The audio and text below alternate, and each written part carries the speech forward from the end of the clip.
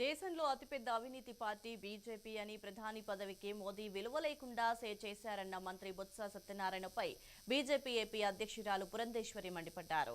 మోదీని విమర్శించే అర్హత బొత్సకు లేదని ఆమె అన్నారు. బొత్స వ్యాఖ్యలను తాను ఖండిస్తున్నారని చెప్పారు. పచ్చకామర్ల వారికి లోకమంతా పచ్చగానే కనిపిస్తుందన్నారు. అవినీతి పరులకి లోకమంతా అవినీతిమయంగానే కనిపిస్తోందని, మీరు చేసిన ఫోక్స్ వ్యాగన్ స్కామ్ ను ప్రజలు ఇంకా మర్చిపోలేదని చెప్పారు. విశాఖకు కేంద్ర ప్రభుత్వం రైల్వే జోన్ ఇస్తే రాష్ట్ర ప్రభుత్వం అందిపుచ్చుకోలేకపోయిందని విమర్శించారు. పసలేని ఆరోపణలు చేయొద్దంటూ బొత్సకు హితవు పలికారు. సత్యనారాయణ గారు ఈ మధ్యన నరేంద్ర మోడీ గారు చేసినటువంటి వ్యాఖ్యల్ని నేను తీవ్రంగా ఖండిస్తున్నాను. పచ్చకావర్లు వచ్చిన వారికి లోకమంతా పచ్చగా కనపడుతుంది అన్నట్లుగా అవినీతి చేసే వారికి ఏది ఎవరు ఎలా చేసినా కూడా దానిలో అవినీతి వెతకటం మీదే వారి సమయాన్నంతా కూడా కేటాయించడం జరుగుతుంది.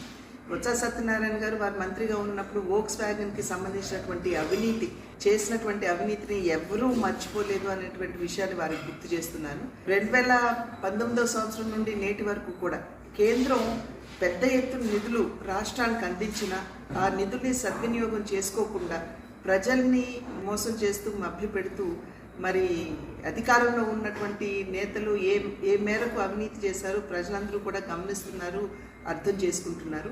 అదేవిధంగా రైల్వే జోన్కి సంబంధించి కూడా రైల్వే జోన్కి మేము అంకితమై లేము అనేటువంటి విషయం ఇవాళ నేను తీవ్రంగా ఖండిస్తున్నాను. ఎందుకంటే 2024 వరకు కూడా రైల్వే జోన్ కట్టడానికి అనువైనటువంటి స్థలాన్ని ఇవ్వకుండా ఇవాళ రాష్ట్ర ప్రభుత్వం ఏ విధంగా తన బాధ్యత నుండి వైదొలిగిందో ఒక్కసారి ప్రజలందరూ కూడా గమనించాలి. ఇచ్చినటువంటి భూమి ఏదైతే ఉందో అది కట్టడానికి అనువుగా లేదు అని చెప్పినా కూడా ఇప్పటి వరకు కూడా కేటాయించకపోవడం భూమిని మరి కేంద్రం అయితే 104 నుండి 105 కోట్ల రూపాయల వరకు రైల్వే జోన్ నిర్మాణానికి కేటాయించింది. దాన్ని ఎందుకు అందిపుచ్చుకోలేదు అని చెప్పి మేము వేస్తున్నటువంటి ప్రశ్న.